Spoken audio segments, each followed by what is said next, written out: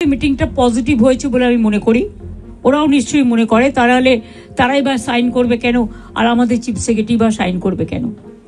আমরা বরঞ্চ ওদের দাবি একটু বেশি মেনেছি, তার কারণ ওরা ছোট বলে। আমি জানি তোমরা বলবে আমরা ফিরে গিয়ে জিবিতে আলোচনা করব, সেটা হতেই পারে। তোমাদের মধ্যে অনেকগুলো গ্রুপ আছে, অনেকগুলো মেডিকেল কলেজ আছে, হসপিটাল আছে, ঠিক আছে, তোমরা ফিরে গিয়ে আলোচনা করো, কিন্তু যেটা এখানে মিনিটসে সাইন করেছি আমরা দুপক্ষ, এরপর তোমরা কাজে যোগদান করো। সতর্ক থাকুন, কিন্তু জীবন বাঁচান। একটা প্রাণের দাম অনেক বেশি, এটা আপনাদের মাধ্যমে অনুরোধ করব।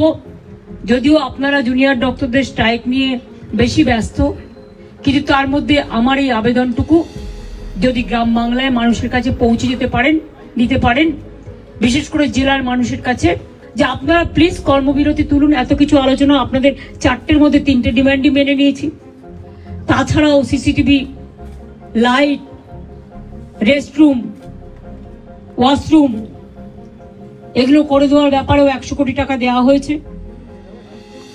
এবং এছাড়াও সিকিউরিটি অডিটিং এর ব্যাপারেও আমরা দেখছি।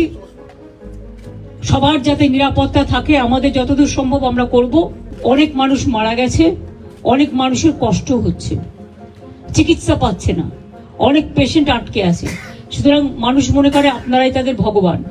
সুতরাং আপনাদের আমি কাজে ফিরতে অনুরোধ করব।